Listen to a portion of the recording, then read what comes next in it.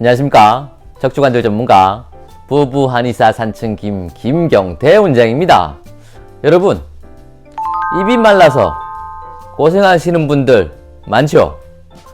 아침 자고 일어났는데 입이 너무 마른다든지, 잠자는 도중에도 입이 말라서 물을 조금씩 마셔야 되는 경우도 있고, 낮에 친구들과 이야기하는데도 입이 너무 말라서 대화가 잘 안 되는 경우도 있고, 이 입마름이 심해서 입냄새로 고생하시는 분도 있고, 충치나 잇몸 질환 같은 그러한 치아 문제도 일으키는 게 이 입마름입니다. 또 이 입마름으로 인해서 소화불량을 일으키기도 합니다. 그래서 오늘은 이 입마름, 구강건조증을 일으키는 그 원인을 간략하게 알아보고 그 해결 방안에 대해서 말씀드리고 보여드릴 테니까 따라해 보십시오. 자, 구강건조증, 입마름의 원인은 가장 크게는 침샘이 기능이 떨어지는 겁니다. 대부분 나이가 들면서 침샘 기능이 떨어지니까 침샘 분비가 원활하지 않으니까 입이 마르겠죠. 그럼 침샘은 결국 소화 기능이랑 같이 가니까 그래서 소화 기능도 떨어질 수 있습니다. 그리고 두 번째는 생각보다 약물의 부작용인 경우들이 꽤 있습니다. 항우울제라든지 이뇨제라든지 고혈압약이라든지 진정제라든지 이런 약들을 드셨을 때 부작용으로 입마름 오는 경우들이 꽤 있습니다. 어떠한 약을 최근에 먹었는데 그 이후로 입마름이 심해졌다라고 하면 가셔서 한번 상의를 해 보시는 게 좋습니다. 세 번째는 불안, 스트레스 같은 그런 마음 문제입니다. 스트레스가 과하게 되면 교감신경이 항진이 되죠. 그러다 보면 그게 침샘의 기능을 떨어뜨리게 합니다. 시험 본다고 긴장을 막 하면 어떻게 돼요? 입이 바짝바짝 마르죠? 예, 이게 비슷한 일례입니다. 평소에 계속 긴장되어 있거나 하시면 침샘 기능이 떨어지겠죠. 저의 짝꿍인 서울김 김선미 원장님이 예전에 심열에 대한 영상을 올렸습니다. 거기에 보면 구강건조가 심열이 있을 때 나타나는 대표적인 증상으로 설명하고 있습니다. 한번 참고해 보세요. 그리고 네 번째, 술과 담배입니다. 술과 담배로도 입마름과 구강건조증이 심하니까 조심하셔야 되겠죠. 다섯 번째, 코막힘과 구강호흡입니다. 비염이든 축농증이든 코골이 등으로도 입을 벌려서 호흡을 하게 되면 입이 또 마릅니다.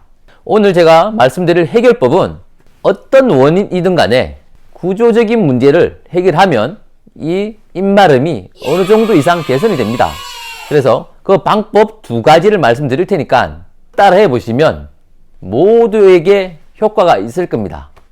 첫 번째 방법은 침샘 자극법입니다. 침을 분비시키는 그 샘을 자극을 하는 겁니다. 나이가 들면서 침샘의 기능이 떨어지기도 하고 아니면 침샘이 나오는 통로가 좀 막혀서 침샘 분비가 떨어진다고요. 그러니까 침샘을 자극하기도 하고 통로를 좀 열어주는 마사지법입니다. 침샘은 세 가지가 있어요. 귀밑샘, 턱밑샘, 혀밑샘. 그래서 이 세 가지 마사지법을 보여드릴 거니까 따라 하시면 됩니다. 첫 번째, 귀밑샘은 귀 밑에 있습니다. 여기 부위를 자극을 해주면 좋습니다. 양손으로 여기를 싹 이렇게 10초 이렇게 돌려주시면 됩니다. 옆으로 하면 이렇게 되겠죠. 이렇게 돌려주시고 반대로도 이렇게 자극해 주시고, 교건이 있어요. 교건 있는 부위라고 보시면 맞아요. 통로에 맞춰서 이렇게 밑으로, 여기서부터 아래로 이렇게 10번씩 통로를 따라 이렇게 쭉 10회를 해주시고요. 그리고 광대뼈 옆에 보면 꾹 눌렀을 때 아픈 지점이 있어요. 혈자리는 관료 혈자리쯤 되는데 여기가 통로입니다. 침샘이 나오는 통로. 통로 여기가 막혀도 분비가 안 됩니다. 그래서 여기를 꾹 눌러줘요. 이렇게. 예전에 제가 코가 막혔을 때 어디 눌러요 할 때 한 지점이 여기 지점이랑 요 지점이었어요. 여기 관료혈. 여기가 코 막혔을 때도 그렇고 침샘이 막혔을 때도 중요한 혈자리예요. 그래서 여기를 꽉 눌러주는 거죠. 좀 더 아픈 데가 있어요. 그 부위라고 보시면 맞아요. 턱 밑에면 턱 요 밑에 있어요. 엄지를 가지고, 양쪽 엄지를 가지고 요 밑에 대고요. 또 밑으로 이렇게 다시 내리고, 요거 하면은 턱선도 좀 갸름해지겠죠? 쭉 눌러서 10회 해주세요. 쉽죠? 여기서부터 자꾸 그냥 꾹꾹 누르는 거예요. 자극을 해주는 겁니다. 여기 있는 턱밑샘을 자극을 해준다. 그렇게 해주시면 됩니다. 자, 그리고 혀밑샘.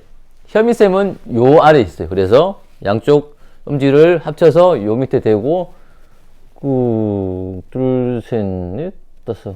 대고, 다시, 하나, 둘, 셋, 넷, 다섯. 하고. 이게 침샘 마사지입니다. 침샘을 자극하는 것도 있고, 통로를 여는 그러한 역할을 합니다. 그러면 침샘 분비가 좀 더 원활합니다. 그리고 침샘 분비를 원활하게 하는 또 운동은 혀 운동이 있습니다. 혀 운동을 통해서 침샘 분비를 자극하는 겁니다. 첫 번째는 입을 다문 상태에서 혀로 입벽을 쭉 훑어서 이렇게 침샘을 자극하는 겁니다. 한 방향으로 10번, 반대 방향으로 10번 이렇게 하면 됩니다. 그러니까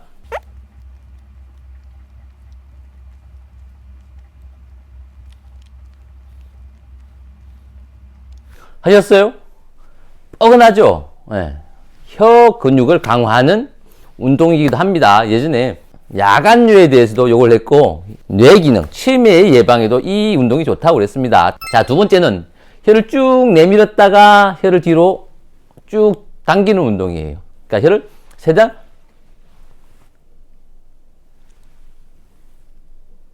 이걸 5번 해주시면 됩니다. 그리고 나서 혀를 쭉 내밀어서 왼쪽으로 가서 5초 있다가 반대쪽으로 가서 5초. 이것도 5번 해주시면 됩니다. 그러니까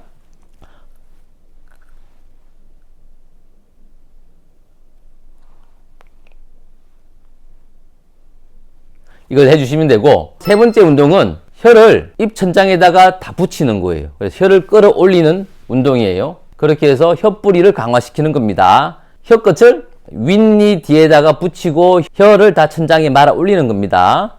붙이고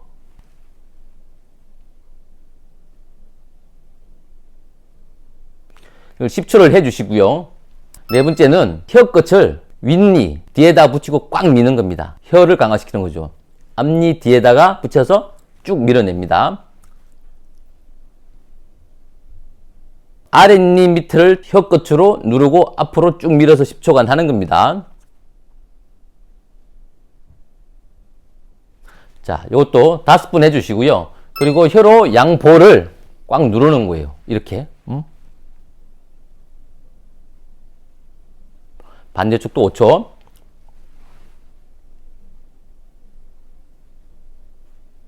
됐습니까? 이렇게 혀 운동을 해주시고, 세 번째로는 입 주변에 있는 근육을 좀 강화해주면 좋습니다. 볼을 빵빵하게 하는 거와 표정을 크게 해서 아, 에, 이, 오, 우 하는 겁니다.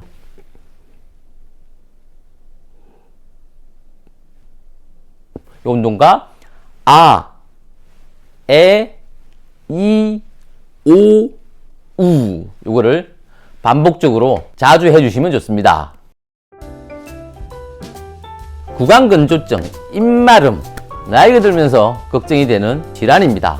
자, 오늘 말씀드렸던 운동들은 침샘을 자극하기도 하고 침샘 통로를 열어주기도 하고, 그를 위해서 혀 운동과 입 주변의 근육근을 풀어내고 강화하는 운동입니다. 그리고 수시로 물을 조금씩 마시는 것도 좋고요. 무설탕 껌이 있습니다. 그런 걸 씹는 것도 도움이 될 겁니다. 모두에게 도움이 되면 좋겠습니다. 이 영상이 도움이 되셨다면 구독, 좋아요, 알림 설정 한번 꾹 눌러주세요. 모두 건강하십시오. 지금까지 척추관절 전문가 부부 한의사 산청김 김경태 원장이었습니다. 감사합니다.